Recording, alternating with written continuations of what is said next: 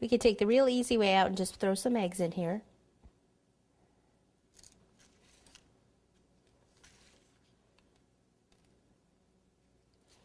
Okay, super cute, just like that. Or you can do some carrots. So squeeze some carrots kind of hanging down.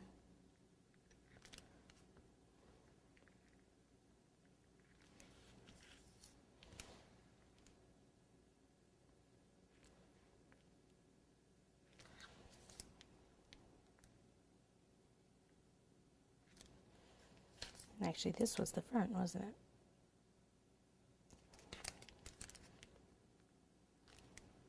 It's okay if you decide you like this one better as the front, you just put the little thing on design up there also. Okay, so for that, the only thing you should do is use, a different tip for the, it's better if you used a darker buttercream. I actually have one, but this is just a tip number 2. And just kind of pull the stems like this away.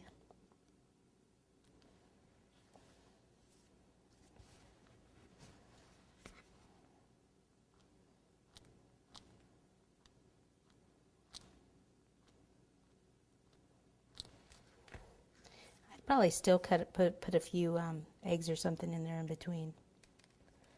Maybe some of the brighter ones, like pick out the ones that'll show up, like the yellows, the pinks, just to pop it a little bit.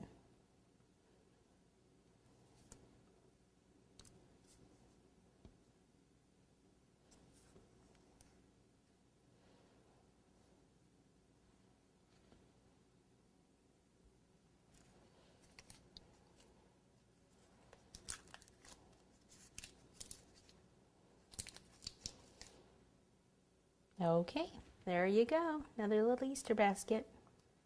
If you want to do the lines on it, you can.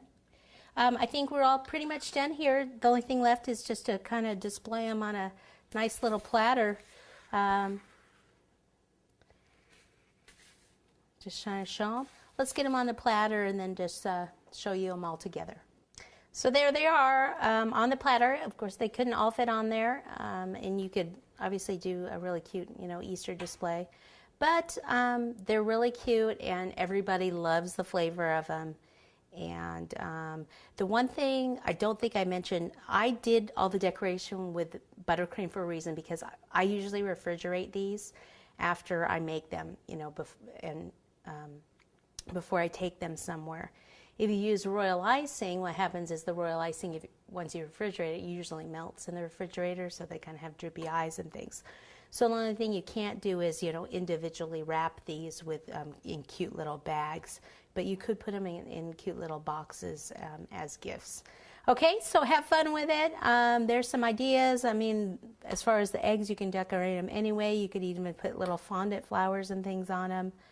But like I said, they're really, really popular around Easter time. So have fun with them.